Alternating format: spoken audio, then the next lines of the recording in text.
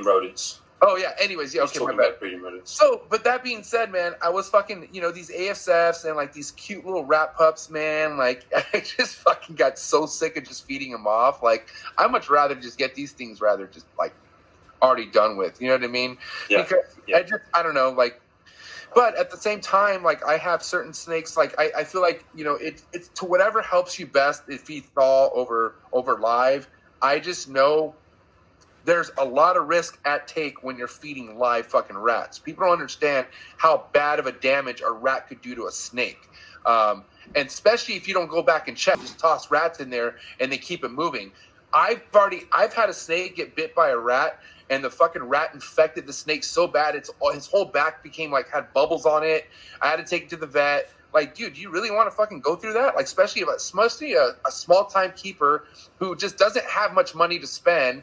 Like, you know what I mean? Like, that could put you in a position where everything's all fucked. You know what I mean? Especially if you want to buy more stuff or anything like that. Like, vet bills will destroy a lot of dreams. Like, it will fucking hold back a lot of stuff you're trying to do. So, I hope if you are feeding live, you're doing it smart. You're keeping an eye on that rat. Because if you talk about time consuming, there's been times where the snake grabbed the rat and the rat's like literally got the hold of the snake at a certain place. And I have to sit there with tongs and wait for the fucking rat to die. And I'm like pushing them. I'm pushing the mouth up like this, and I just sit there like this. Like, I mean, I mean, don't get me wrong. Most of my collection is frozen, thawed. That's how they feed. But let's be realistically. Some of them do eat live, so I do have to feed live. And you're right. When the snake strikes, and you see that rodent latch onto the snake's neck. You do have to put the tongs in there and make sure that the teeth aren't, penetrating the skin of the snake. You just keep it away. And it is time consuming. And not only that, if you're like, for example, with my hatchlings, the first meal that the hatchlings have is a live hopper, a live African soft-furred hopper. And what I tend to do is I tend to put the hopper in, and then I'll go back and check it like half an hour later. But I'm also looking at the snake and seeing what the snake is doing, or seeing whether the snake is active or if it's interested in food. But I have seen pictures of snakes being half eaten alive by the rodents, and that's reality. That's reality because be ready for the rodent. Yeah, the rodent is backed into a corner, and it's a fight or flight situation. And that rodent's got some good claws and some good teeth. And the snake, all he's going to do is strike. And if the snake doesn't strike it and kill it, unfortunately, the rodent is going to, defend itself. And so, a lot of people don't. Sorry, let me just cut you off, Gavin. But a lot of people don't share that horror story when a rat fucking kills a snake because they don't want to share that. You know what I mean? Like, and to think about it, that's a terrible thing to share. But but just understand that's fucking happened to so many people. Look, it could have happened to me, dude. I honestly did not catch that rat bite until like a week after she already ate it. But for some reason, that rat was able to just do work on her and fuck her up. And I noticed when it was already infected and the shit was already hitting the fan. So, I honestly did not catch that rat bite until like a week after she already ate it, but for some reason that rat was able to just do work on her and fuck her up, and I noticed when it was already infected and the shit was already hitting the fan. So after that, I'm like, dude, never again. Like, because you need to understand, there's some ball pythons that rap like fucking retards, and they just get the tail, and like the rat has the full front of the body to just like get whatever it wants. You know what I mean? So just, you know what I mean? It's people say, oh, feed live, and that's cool, but make sure you feed live smart. Make sure you know what you're doing when you're feeding live, you know what I mean? And make sure you're at least going back, make sure that it was a good strike, and you don't have to worry about fucking getting in there and prowling the fucking rat's mouth open. So, the one thing, go ahead. Yeah, the one thing that we both agree on is that, and this is going back to those people who think their way is the right way. We can both sit here and go, there's two ways to feed. There's frozen and there's live. Neither of them are wrong. Neither of them are right. It's just whatever suits you and your circumstance. But with both, there is good and bad points. There's defrosting the rodents. There's, offering the snake the frozen rodent with, I dip the head in hot water, boiling hot water, and then I offer it to the snake. There's all that going. But then with live, you've got to get the live in. If you don't breed it yourself, you've then got to put it in the tub, make sure that it gets eaten. Otherwise, it's going to start eating away at the tub or, creating issues. And there's pros and cons for both. At the end of the day, we have to remind ourselves. For me, I'm a reptile keeper. I'm a snake breeder. My snakes have to come first. So if my snake is a live feeder and that's what it takes, that's what it's got to have.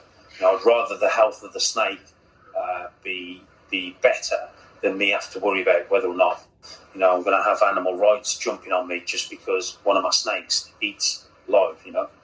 Yeah, 100%. And people also need to realize that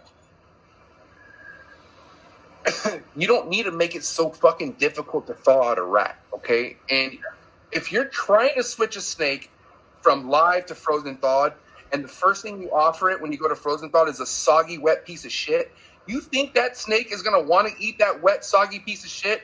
No, I mean, more likely, not right away, but you need to, I just feel like people fucking overthink the thawing system where all I do is I take out a frozen fucking rat, I put it out, I wait 24 hours for it to thaw out, then I put it on a heat pad for 30 minutes, 15 minutes each side to make sure the fur is dry and it feels like a real animal that's maybe still alive. And that's the best option. But I see a lot of people that just make it difficult, and they expect the snake to go from a live rat, that's dry, to getting something that's dunked in water and getting thrown into their face, sprinkled. You know what I mean? I don't know. But yeah, definitely. I totally. You've got to. There's. It's definitely. It's each to their own. At the end of the day, if people want to feed live, that's up to them. And the one thing I don't like, and the one thing that does get my back up, is when people say that's wrong and this is right when it clearly works. So let's say feeding my snakes frozen is wrong and it's not healthy for the snake, yet all my snakes thrive, do very well. I think you're very naive if you think there is only one way to do things. And I mean, for the most part in this hobby, no, there's not one way to do. I mean, there's so many different variables. There's so many different things that you can try. It's just not everything works the same way for different, for the same people. You know what I mean? Demographically is a huge thing. You know what I mean? If somebody's in a different fucking demographic than you and they're running heat their way, doesn't mean it's going to work for you if you're in California or if you're in a different place. You know what I mean? Yeah. It's super. You guys need to take that in consideration, because I have people hitting me up asking for advice. And I just get, I'm working on my patience and still putting the time out there to help people. But it's their questions are always about heating and stuff. And I'm like, well, fuck, I don't know where you live. You could be in India. You could be, in fucking New Hampshire. You could be, there's so many things.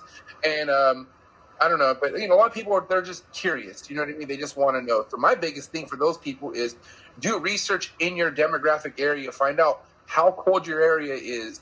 Find out what the heat needs to be for an animal to thrive ambient-wise and everything else. But you can't it's hard to ask somebody advice and ask what they're doing if they're in a completely different demographic than you. Yeah, and that's where we go back to the baseline. There's a baseline of certain figures or certain settings that we follow, but then that can alter depending on where you are in the world. So I say to a lot of people, if I know where they live or if I know the area, especially if it's in another country and I know a breeder in that country, I'll tell that person to speak to that breeder, because that breeder is already in your country. That person, that breeder is already having success. So maybe just hit them up a message, see what they say, and see if they can help you dial in your collection a little bit better. But going back to the rodent thing, I've just saw a quick message on there from Apex Mutation Pythons. also made a good point that we don't have to feed these animals a large prey item, and I've said this before, I think sometimes as well we've been feeding them too big of a meal, because in the wild they wouldn't run past, if a little African soft-furred rat ran past them, they wouldn't go, oh no, you're too small, I'm not going to eat you. They're going to take that rodent. If a big one ran past and it was too big, they'd probably go, yeah, that's a little bit too big for me to take. But 9 times out of 10 in the wild, provided it was the right size, they don't care if it's a little bit smaller than what they used to, they will still take that priority. So sometimes, try not to feed big meals to your snakes. Try and do a little period where maybe a smaller priority, because it will certainly help, and it certainly won't hurt them. I think also the risk you take when you want to slam them with food, they get to the point where they're just like, yo, I don't want to eat. You know what I mean? Yeah. They get to the point where it's like you stop the process by forcing so much damn food, especially in the beginning as juveniles and stuff like that. You could get them going as babies and stuff, but it's just all about consistency. You know what I mean? Just consistent. You know what I mean? Is key, and as long as they're eating it and shitting it out, then and they keep eating, then everything they're getting, and then they're going to grow. So. Yeah, definitely, and that's another thing. He's kind of make people aware that just because they're having a big meal doesn't mean that they're going to grow any quicker. And I would prove this by having I feed African soft-furred rats, which are normally an adult African soft-furred rat is probably about that big. Mm-hmm. Your domestic rat is probably about that big. Yeah. Yep. But my African soft-furred rats, being that big, they have the same amount of protein level as a normal rat, let's say, of 100 grams. So an African soft-furred rat is around about 50 grams, let's say, that you would feed your snake. That's the equivalent of a 100-gram domestic rat. So when you weigh it up, it's only a smaller meal. And a lot of people look at it, and I get a lot of people say, well, do you feed your snake 2 of those African soft-furred rats? No. Don't need to. Why? Yeah. Don't need to, because the protein level, and it proves it because they shit less, they absorb, and we know they shit less because they absorb more from it. Mm-hmm. You give, if you give one of my snakes a normal rat, it will be in and out of its body pretty quick, whereas an African soft-furred rat, pretty rarely, does it go in and out. It sort of they take it, they absorb all the nutrients, and then obviously they pass out what's left. And I can tell you now, it's not very big compared to a normal rat after they've shit out a normal rat. So they've got to be absorbing it, So it's learning. Everything's, you learn and you pay attention and you see what works, what doesn't work. Some people can't get African soft-furred rats in their state wherever they are. And I appreciate that. I had a colony of them. They're legal in California, but I had a colony. They had a